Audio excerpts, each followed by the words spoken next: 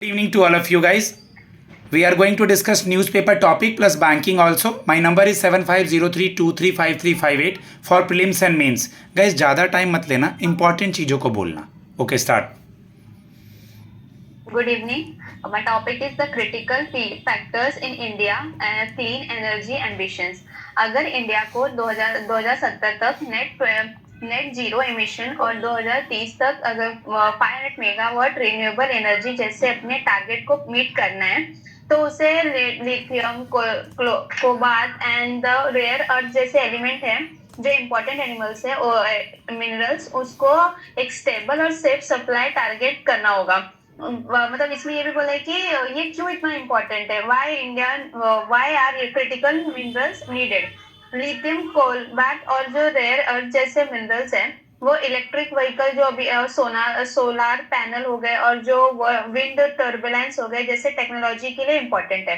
India ने बड़ा M रखा है जैसे कि अभी बात हुई 2030 तक और 2050 तक वाली, तो उसको मीट करने के लिए मिनरल्स ज्यादा नीड पड़ेगी. इंडिया में इलेक्ट्रिकल व्हीकल्स का मार्केट तेजी से बढ़ रहा है, तो जैसे कि उनकी बैटरी बनाने के लिए भी ये सब मिनरल्स की जरूरत पड़ेगी, इसलिए इनका डिमांड भी बढ़ते जा रहा है. और दूसरी तरफ इंडिया के लिए चैलेंजेस भी आ रहे हैं जैसे कि इंडिया को इससे जो इम्पोर्टेंट मिनरल्स है उसके लिए मतलब इम्पोर्ट पे डिपेंड होना पड़ता है क्योंकि वो अपने नीड का 100% लिथियम और कोलबाल्ट है और जो दूसरा रेयर अर्थ है वो 90% वो इम्पोर्ट ही करता है. और ऐसे डिपेंडेंट जियोग्राफिकल रिस्क भी बढ़ता जा रहा है क्योंकि जो मिनरल्स है वो कुछ भी मतलब कोई भी कंट्री में प्रोडक्शन होता है जैसे कि चाइना हो गया तो उसे डिपेंड होना पड़ रहा है उसकी नीड पे.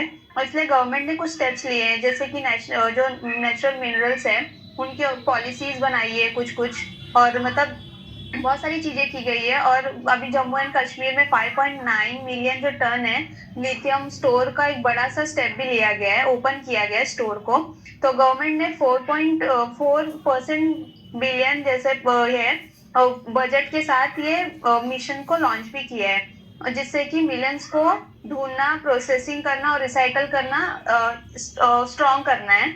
और इसके लिए ये कंक्लूजन में यही बोला गया है कि ये मिनरल्स इतने इंपॉर्टेंट है क्योंकि जैसे जैसे टेक्नोलॉजी बढ़ रही है उससे हमें ये मिनरल्स की ज्यादा से ज्यादा जरूरत पड़ेगी. Thank you. The coal capital of India is, guys, Dhanbad in Jharkhand. And who is the coal minister right now in Modi ji cabinet? G. Kishan Reddy is the coal minister. Pakka? Yes, sir. Okay, next. Sir, I'm remembering his face, but I'm not remembering his name. Okay, next. Next is me. Very good evening, all of you. So today my topic is about refugees and infiltrations. India needs a refugee policy document. So this is mainly about the difference between refugees and infiltrations, the case which is going on recently from February 2025. So India, all the people here, they have the imperatives in India, like they are distinguishing the difference between the refugees versus infiltration, which are going with the formal policy. So all the humanitarian tradition that is accepting the refugees, but they are absence of the comprehensive and also the domestic law, which has created an ad hoc system. Ad hoc is that is also a term from the polity itself. So that has the conflict, the genuine conflict between the illegal infiltrations and also the refugees and all. The recent discourse which is emphasizing the distinction between the two highlights, that is a need for the urgency for clear, fair and also the legally sound national refugee policy. So all these policies are addressing the dual challenges of humanitarian responsibility and also the national security, which is going with the mixed migration force. We can link many things here. Sri Lanka and the Tamilians, they are having all the differences, so that is the main thing. So India is not a signatory to 1951 UN Refugee Convention law, which is the 1967 protocol, which is living without the standardized legal framework for all the managing refugees. So this has some serious consequences, like it has the inconsistent treatment where the government handling each refugee like the case by case, and also this is leading the inconsistent and politically motivated decisions also. So all the generosity with the Tibetan and also the Sri Lankan Tamil refugee, but they are not adopting any punitive measures, punitive stance towards the Rohingya refugees that are from Myanmar. This article And is also very, the- very important because nowadays from the Myanmar border, from the Bangladesh border, there is so much of dispute also, and they have decided that Home Minister is decided to do something about that. That issue is yesterday newspaper also, and maybe in today editorial page, na? Yesterday's editorial page. Okay. And one more thing here is the legal ambiguity that is going on with these two people, like Sri Lankan Tamilians and Tibetan people. So that immigration laws, which are linked with the Foreigners Act in 1946, that is not designed to address any specific needs to those who are fleeing for the prosecution. And this is mainly unfair for the people who are categorized as the illegal immigrants. That is making them vulnerable to harassments and also the detention also. And there are some security concerns over here because the lack of uniformity, that is screening process, which is blurring in the lines between the genuinity versus potential security, and which is having some threats over economic migrants, and the economic threats also are there here. So this ambiguity is making the situation very difficult to distinguish between the refugees and also the infiltration. So this is straining the national security and which is disturbing the internal security, internal tensions over here. So the main conclusion here is, while India's historical record of providing the refugee, this is noteworthy for both the people here. So the lack of a formal refugee policy, which is very significant, which is having very significant vulnerability, and it is creating a system where inconsistent, vulnerable, and also the religious discrimination is happening over here within India and with outside also. Means within the Sri Lankan cabinet, Sri Lanka border also. So by establishing this comprehensive and transparent policy, India can honor its humanitarian measures, humanitarian traditions here, and this will lead to protect its national interest, and which can reinforce to means not losing its position as the responsible global partner. That is the end here. Thank you.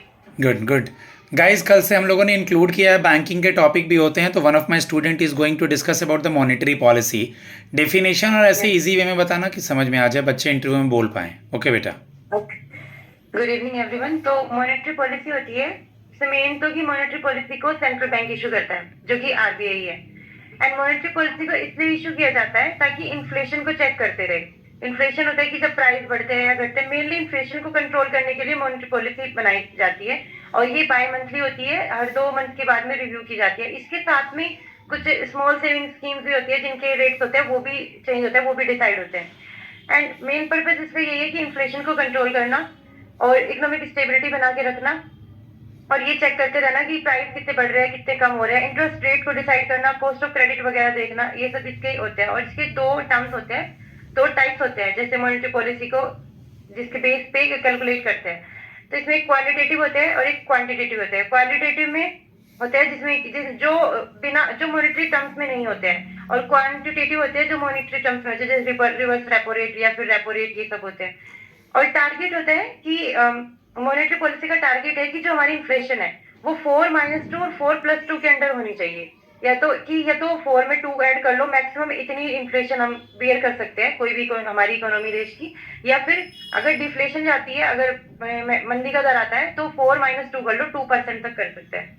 और sir एक और important चीज थी इसमें कि जो monetary policy थी section 45 ZB of RBI act इसके अंदर बनाई गई. क्वांटिटेटिव क्वालिटेटिव टूल्स अगर पता है तो एक्सप्लेन कर दो कि क्वांटिटेटिव टूल्स में क्या क्या आता है और क्वालिटेटिव टूल्स में क्या क्या आता है. Okay, please explain qualitative tools और क्वांटिटेटिव टूल्स. क्वालिटेटिव में सर रेपो रेट आता है जिसपे आरबीआई पैसा देता है बैंक्स को, और भी शॉर्ट टर्म के लिए.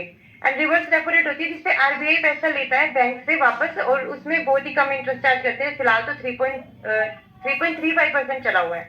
और वो इसलिए होता है कि जब इन्फ्लेशन होती है तो मार्केट में लिक्विडिटी ज्यादा होती है, तो लिक्विडिटी सोक आउट करने के लिए आरबीआई वापस पैसे खींचने की कोशिश करता है पीपल से। फिर इसका थर्ड आता है कैश रिजर्व रेशो और एसएलआर और ओपन। सबका डेफिनेशन, हाँ सबका डेफिनेशन देने का जरूरत नहीं है, बस टूल्स बता दो।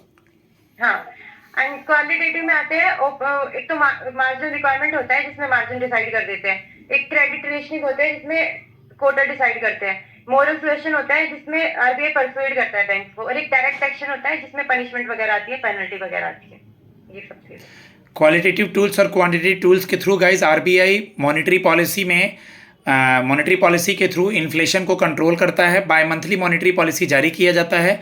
Monetary policy is issued by Reserve Bank of India. The main motive issuing the monetary policy is to control the mismatch between demand and supply and to increase the GDP growth of our country.